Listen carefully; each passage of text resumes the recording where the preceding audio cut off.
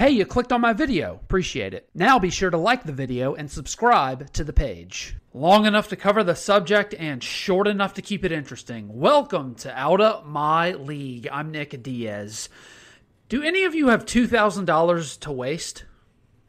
Oh, maybe waste is a bad word, but $2,000 to risk?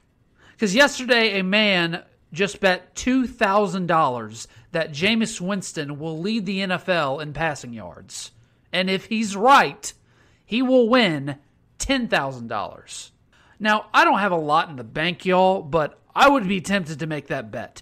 Because when it comes to my bottom line, that lets me know if I'm biased or not. Sure, I'm a Saints fan, born and raised. Feel great about their chances to make the playoffs and shock a lot of people.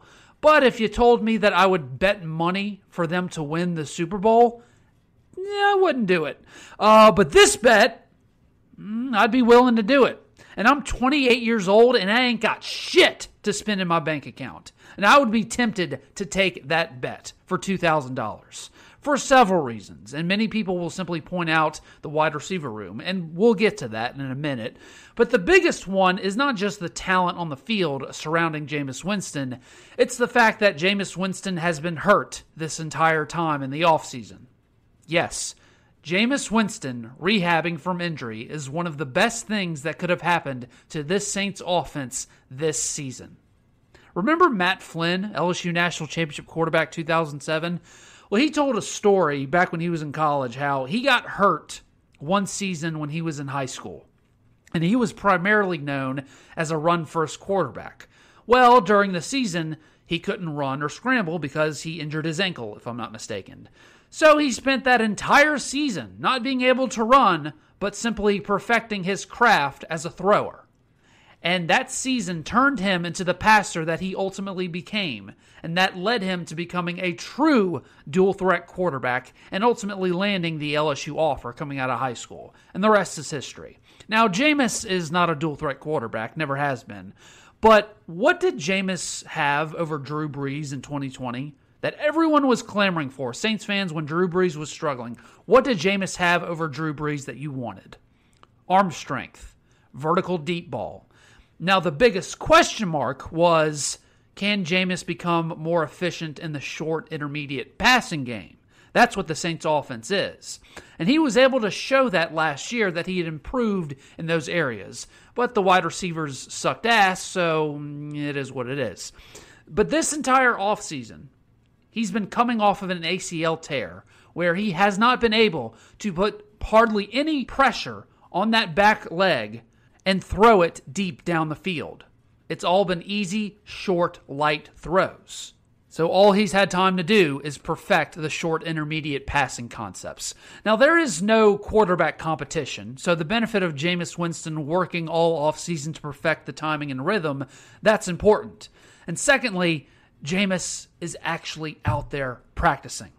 I mean, the report that Jameis Winston had a slight limp out at OTAs last week, everyone made that into a story. Well, Jameis Winston has a slight limp. No shit, doctor. He's coming off an ACL tear. The story should be that he was even out there practicing in the first place. That's huge for off-season chemistry, considering how none of those star wide receivers were there throwing and catching with Jameis Winston last season. Now, the wide receiver roles, as I said, help Jameis Winston get to that leading passing number. But when you lead the NFL in a category, any category, passing, rushing, what have you, people usually think volume. No, they threw the most. That's why they led the league in passing. Or they ran the most. That's why they led the league in rushing. True, but not always. It's not just volume of passes. It's not just volume of rushes. It's also balance, efficiency, and diversity of the scheme. If you look at teams in the NFL that usually lead a category in rushing or passing, it's not because they just have one bread or butter play or concept. Let's take, for example, the 49ers run game, all right? They have led the NFL in rushing for the past several years. Their run game, if you ask anybody that faces them, is very, very complex. Very complicated to learn, very complicated to execute, and very complicated to defend. But they also have the people to execute that complexity as well. Well, the Saints, we all know their scheme, very creative. All right, what Pete Carmichael and Sean Payton helped create is still there. And we all know that Pete Carmichael has the ability to run and call that offense. He's done it before. I've talked about it in previous episodes. But Jameis and Michael Thomas are not learning a new scheme altogether.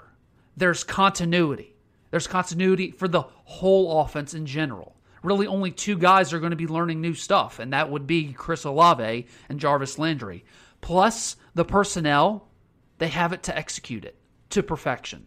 Both Michael Thomas and Jarvis Landry, they're very similar in their statistics. So you would think on paper that they're practically the same type of player.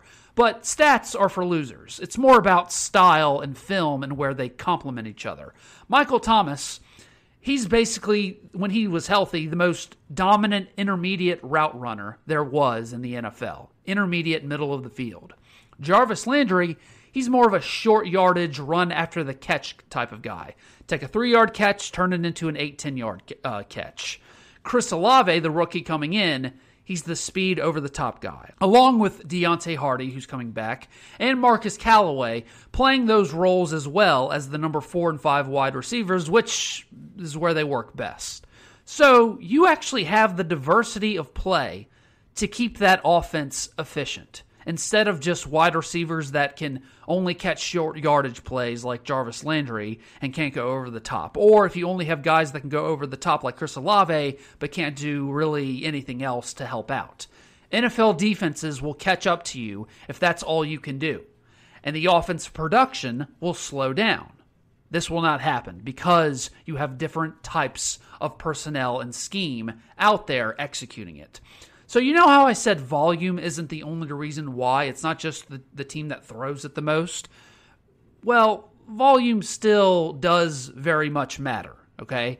And the Saints may have a lot of volume passes in every game, despite their dominant offensive line and despite the fact that they do have a good running game. Because with Darrell Williams, the former LSU running back from New Orleans area, he decided to go to the Arizona Cardinals instead of New Orleans. Well, there's not really anyone out there because Alvin Kamara, he's going to be suspended. There's no real backup plan for him when he gets suspended besides an old Mark Ingram. So the Saints at some point in the season may have to become a high-volume passing offense. But the biggest question that this offense still has to answer, though, is tight end. That's really the last missing piece. It's possible for them to find it, but it hasn't been proven yet. Now, I firmly believe, and I don't know if I've found anyone else that's as high on this person as I am, but I believe Taysom Hill is going to be a very, very good tight end. Maybe not this year because he's coming off of surgery and he hasn't played it full time, but I've seen him play it. He's got the ability to do it. He's very productive when he has done it, but it's still a question mark. Adam Troutman, talented guy they drafted in the 3rd round, still is learning a lot about the position at this level. He's getting better, seeing some improvement, but still not proven. Juwan Johnson had a few good touchdowns last year, most notably in the season opener against Green Bay, but he played the position for the first time. A lot of talent, but still unproven. Nick Vannett, he's the veteran of the group.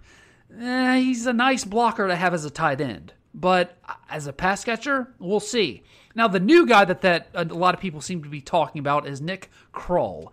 He's an undrafted free agent from Pitt. Freak athlete, has a huge upside, 6'6", 250 pounds, runs a 4.5 40. Freak athlete.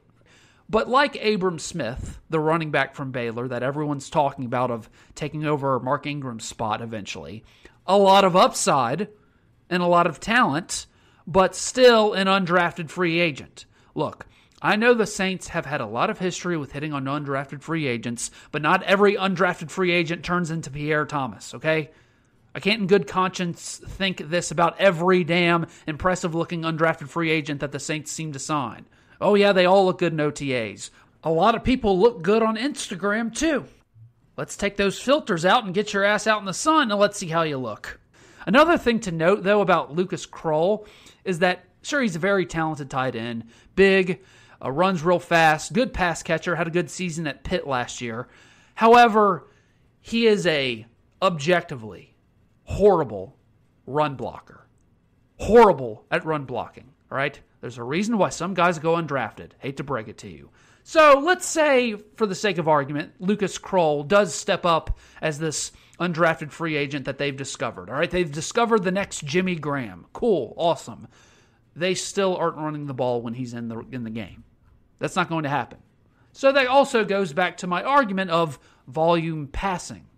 Either way, the Saints have all the recipes, all right? They have all the recipes to make this happen. Returning starters, same scheme, same continuity, balanced personnel, all of that to ensure the possibility that Jameis can very much realistically lead the NFL in passing yards this season, and that degenerate gambler making his money back. Thanks for listening to Out of My League. If you like what you heard, be sure to like, share, and subscribe. Or follow me on Twitter, Facebook, Instagram, and TikTok in the description link below.